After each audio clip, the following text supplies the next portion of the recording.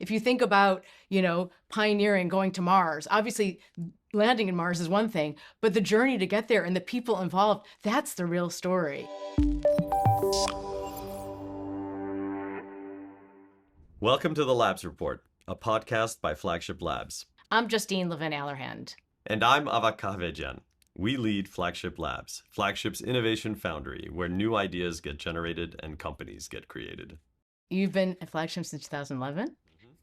This summer is your 15th anniversary. When you think back on origination from day one to day to day, and all the companies you created, what did you wish you knew back in company one that you know now? What has been different?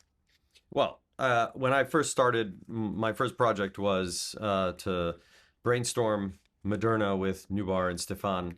It was clear that I had no idea what I was doing, and we were working on something that had never been done before. And it's hard when you're in that situation to imagine that this could turn into something, let alone something very big. And in company 10 or 15, you now know that that's possible. With company one, when you're doing it for the first time, that possibility seems like very remote to you. So when I joined back in 2011, I was given a unique title. It actually had Venture Labs in the name because I was the first person to be dedicated exclusively to doing origination. Jeff Nubar and others were doing some origination, but a lot of other partners were doing venture capital investments. But it was the early days of when we said, let's start dedicating time and dedicating people to doing origination exclusively.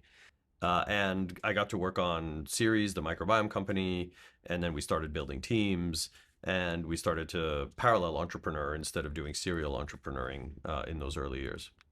In that time period, it was what we still do now, which is think future backwards. So what did that teach you back then, and how does it apply now? Well, look, I think when we embark on these journeys, it's about thinking about things that haven't been created before. I like to call it the unmade future. It's been used in other contexts as well, but I think it's very apt for a flagship. We're trying to think about things that don't exist. We're trying to imagine them. We want to understand whether they can be valuable, and we want to then see if there's a path to making them a reality. So that is essentially the process by which we explore. It's the process by which we iterate to get to something great and novel. So for us, it's a very important creative challenge that we're trying to pursue. How did your time at the Broad and prior experiences shape how you operate today at Flagship Labs? So I didn't come 15 years ago. I came almost 5 years ago. And I came from academic environment. So I'm a scientist by training, really spent most of my career in supportive science. But the one experience that I had at Broad that I think carries over in slightly different ways, but relevant for this conversation, is the opportunity to create environments of unconstrained exploration.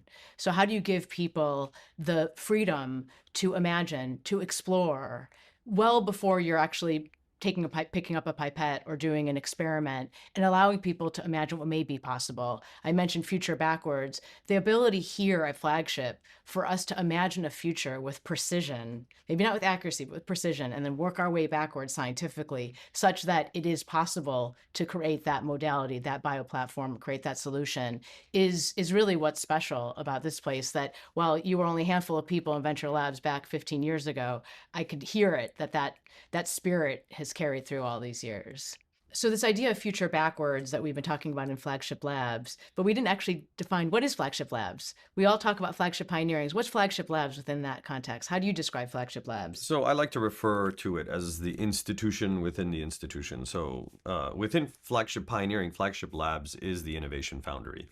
It's where we have a bunch of teams working independently but in coordination to ideate and invent new bioplatform ideas and to actually think future backwards, to ask the what if questions, and to implement their ideas in actual physical laboratories. We have about 100 plus people, all working in different units. Many of them focused on therapeutics, a few focused on sustainability, and a few focused on tech and other types of enabling technologies. And independently, they essentially posit these what if ideas, imagine unmade futures, iterate in teams and co-found new entities that we will then finance with Flagship's money to run the experiments, to do experiments that are unprecedented, to ask questions that have never been asked before experimentally. The results of those experiments inform whether or not we should actually start a NewCo, a full-fledged company. And then if the results are positive, either we'll start the company we thought we were going to start, or we'll start a different company based on the results, or we will decide not to start a company based on those data. And Flagship will put 20, 30 million in towards getting the company off the ground. That entity will still be part of Flagship Labs. It will be run and operated by that founding team until such time as we hire an executive team and we start to invite outside investors to help take the company to the next stage. What I was so impressed with when I was first learning about Flagship is also not only just the teams of scientists and what they can make possible, but then have all the scaffolding needed in order to stand up those companies and taking all the learnings from the prior years and the prior experiences so that when you're in the room pressure testing someone else's idea, it's not just informed by your scientific perspective, but also your company building perspective. And I think that's also what's special about Flagship Oh Labs. yeah, 100%. I think there is Flagship's not just about money and ideas. That doesn't suffice to get these things off the ground.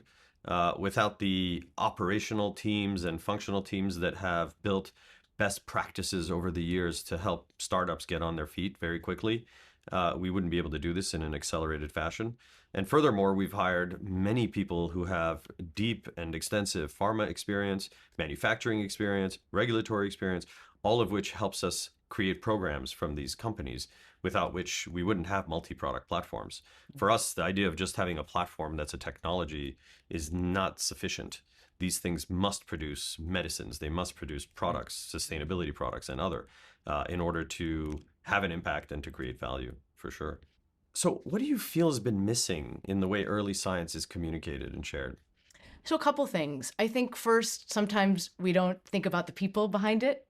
So we don't communicate actually what the journey was, the people on that journey, what that experience is. We talk a lot at Flagship about how we're pioneering new spaces. If you think about, pioneering going to Mars, obviously landing in Mars is one thing, but the journey to get there and the people involved, that's the real story. So that's one piece. But then also, I would say we all know that uncovering transformative science is a journey, and there are waypoints along that journey that actually are quite magical and quite transformative, but we don't always talk about that. And especially in our environment where we may be doing things here in Flagship Labs and not talking about it publicly, and we're missing out in sharing some really interesting science and also sharing the lived experience of uncovering that science.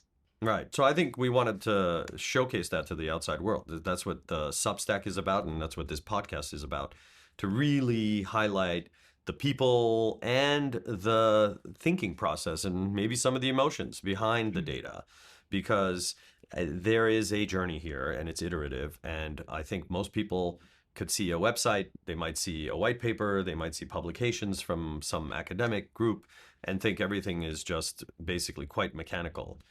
But it is not. And as we said, nonlinear. And so I think that's one of the beauties of what we're trying to do here, is to share that and to have the story behind the data. Yeah, and like any unfinished piece of work, it's unfinished, and especially in science. I don't know if any scientist who is honest with themselves feel that their work is finished, and so I think we feel the same way.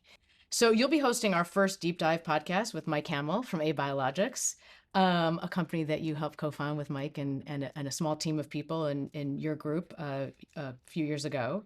And so how will that conversation support what we hope to post on the deep dive so people understand what these sessions will be like? Yeah, this will be the first of many, hopefully, where we will be able to talk to Mike and ask Mike about the origin story behind Biologics. What was our what if question? What was our big venture hypothesis? What are the experiments we conducted? What were the big unknowns that we had to de-risk or bring to life because we couldn't find papers, they didn't exist, in order to substantiate our claims or substantiate our big ideas.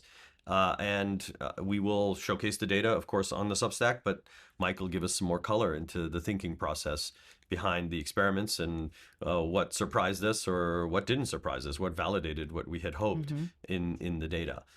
In the case of abiologics, we were imagining that if we used mirror image building blocks to make proteins, we could do things that were never before done and create therapeutics that had magical powers, supernatural powers, as we called them, and properties.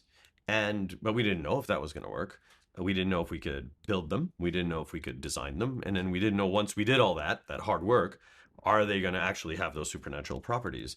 So we had to essentially design those experiments. We had to conduct them in a way that was efficient and quick. And we had to answer some of those questions during the protocol where we only had very little capital, very few people. But some of those questions are still being answered in NUCO as the company has developed algorithms and robotics, et cetera, to ask more questions and do more and discover more. So hopefully we'll be able to showcase, like we said, not just the data, but the thought process that went into trying that experiment, all the things that we probably did on the way there that didn't work or were harder than we thought or easier than we thought, and then what we think the implications are for therapeutics and humanity. Right, great. And hopefully a little bit of the lived experience. So you and Mike are both scientists, entrepreneurs. You obviously are president of Flagship Labs, so doing well beyond that. But that lived experience of the scientist entrepreneur hopefully will come out as well. Thanks, Avak. This is a great conversation. No, thank you. This was awesome. Every episode of this podcast will be paired with one of our data deep dives on the Substack. So read the Substack, look at the data, and come back to the podcast to get the details behind it.